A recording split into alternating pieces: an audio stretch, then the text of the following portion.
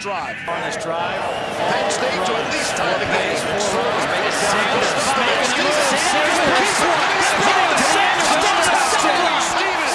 to the end zone for a touchdown.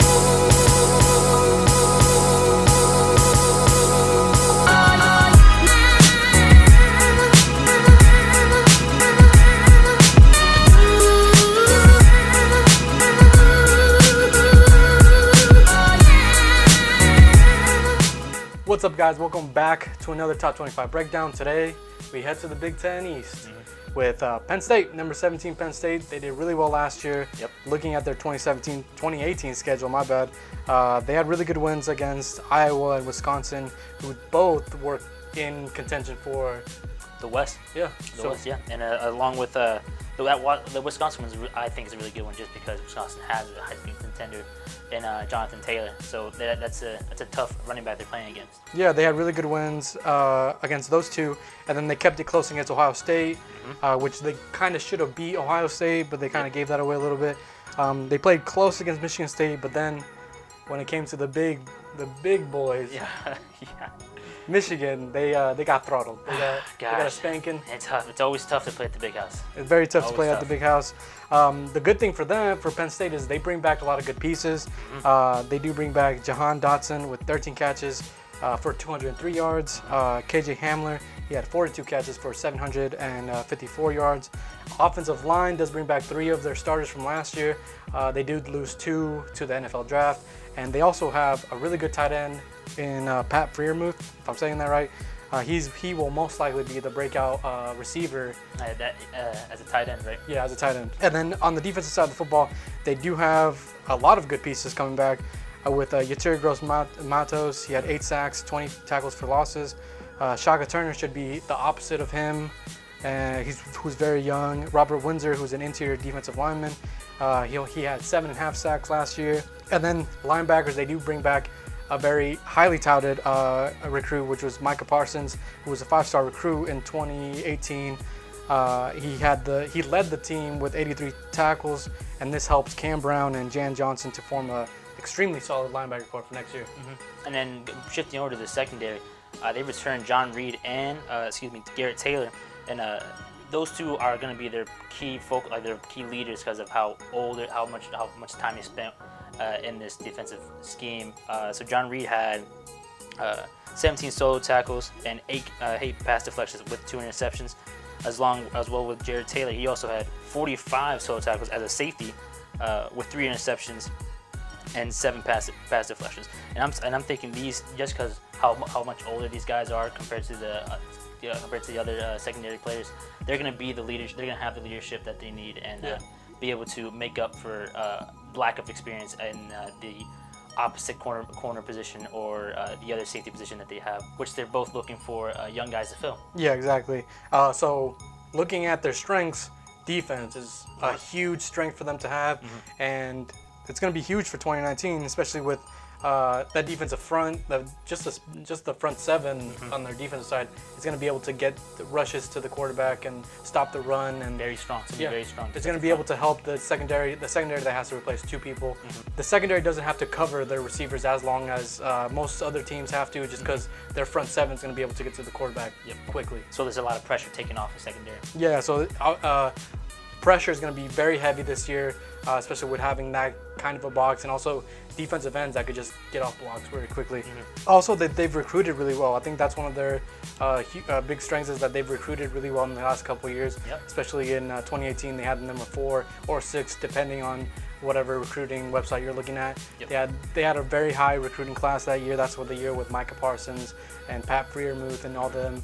Highlighted with 3 5-stars. 3 Yeah. 5-stars, 12 4-stars. Amazing class. Yeah, very good class. So with that being said, using that, transitioning from the recruiting class, you can see that translates to the coaching ability. Where James Franklin has been doing a really good job in the recruiting trail. So he has kids that want to come and play for him and want to make Penn State, prolific once again like they were in the past. Yeah. So concerns for the 2019 season, they do have. I would say most of them are on the offensive side of the ball, just because they're very young on offense. Quarterback play, it's going to be tough to replace Trace McSorley. As well as that they lost the the go-ahead starter in Tommy Stevens, who Yeah. transferred out during the spring. So to replace Trace McSorley is now going to have to be the Sean Clifford, who is entering his second year of college. Yeah, with very little experience. Very little experience. He played in 4 games. He's only thrown 7 balls, completed 5 of them, but he has 2 touchdowns. So in his very limited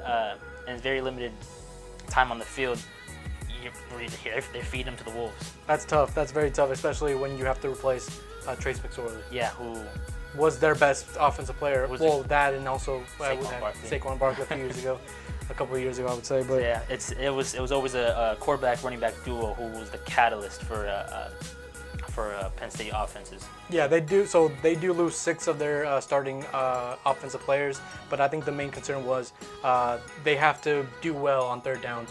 I think third downs are huge, and they ranked dead last in the Big Ten with time of possession. So that's not very good. Jeez.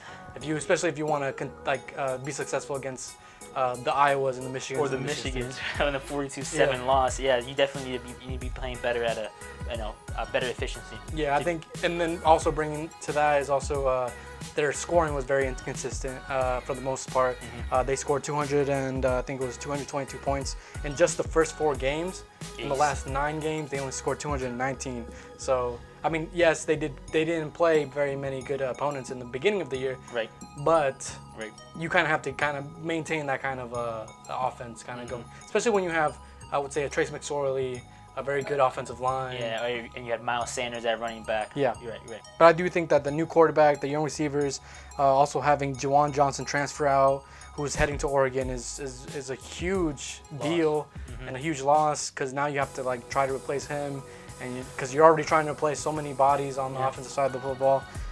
So again, it's a testament back to Sean Clifford not gonna have his go-to receiver in Juwan Johnson, who really would have saved him in future, close, when it comes down to crunch time plays, Yeah. Also, I would say another weakness is they play in the Big Ten East. That division is tough. Very tough. And if we look at their 2019 schedule, they do have some pretty easy games with Idaho, Buffalo, and Pitt. So the first 3 games are at home. So that helps their offense. Expecting to be 3 straight W's. Yeah. So, I mean, it could probably be a little tough against Pitt, but we don't know how good Pitt will be, at least not yet. And then they do have a bye, so that gives them 4 weeks to get that offense going. And then they have Maryland and Purdue. They're at Maryland and at Purdue. So in the first 5 games, they only go out of Pennsylvania once.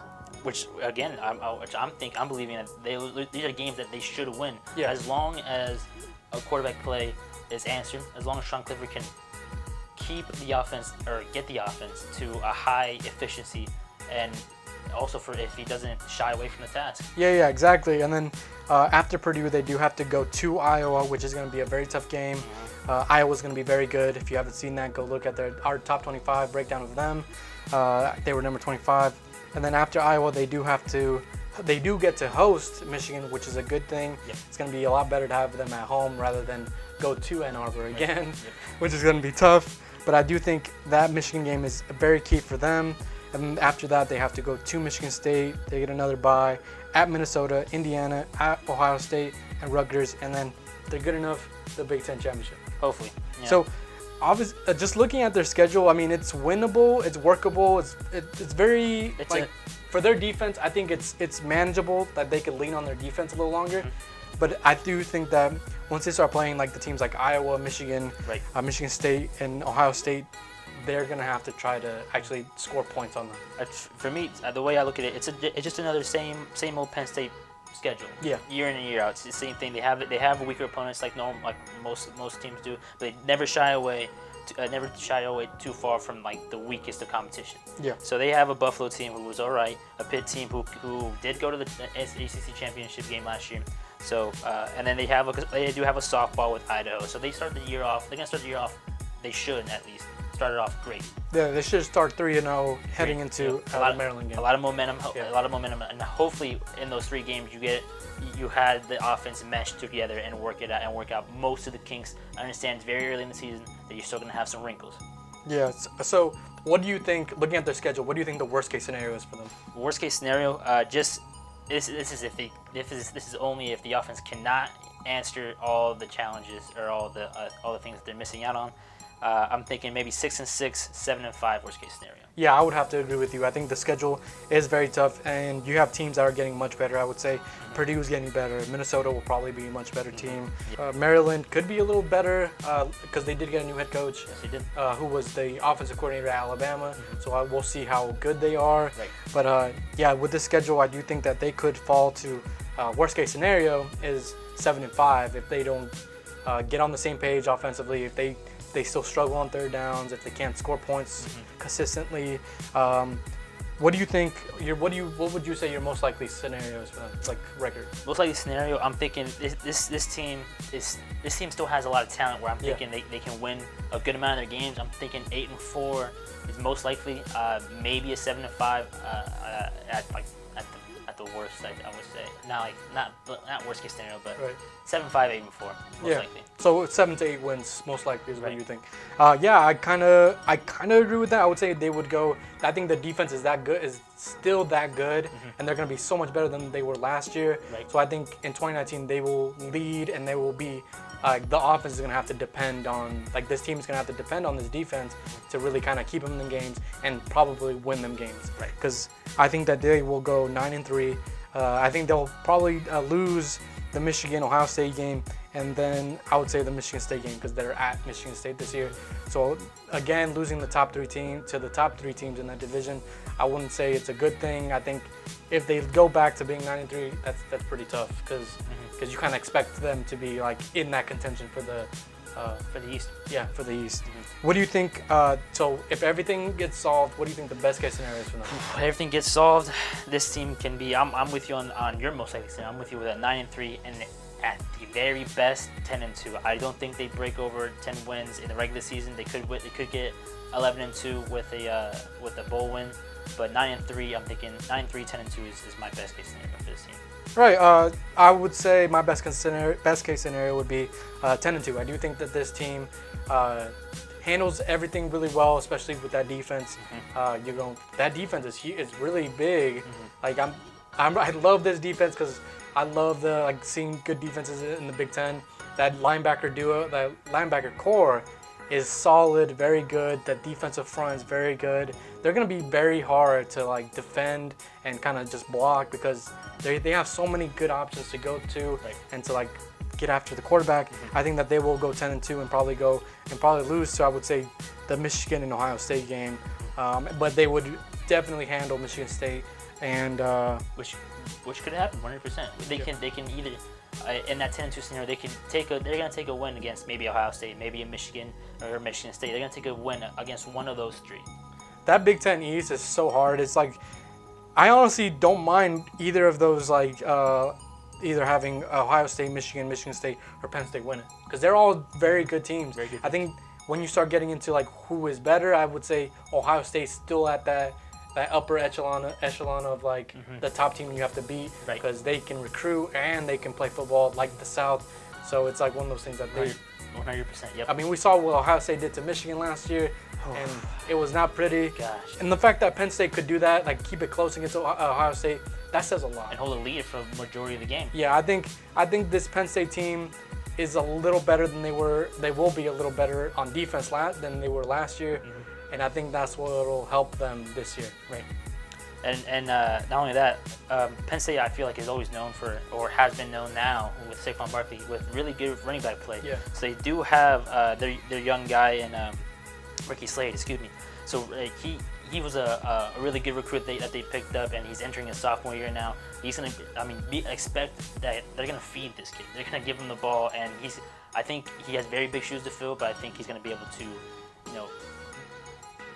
I think he's gonna be able to live up to the task. So. Yeah, I think it'll be very interesting to see that. This Penn State team is pretty good. I guess we'll see how they do. Yeah, just have to wait and see. Yeah, thanks guys for watching this video. If you guys liked it, give us a like, give us a subscribe to us because it helps us out. We'll see you next time. Thanks guys.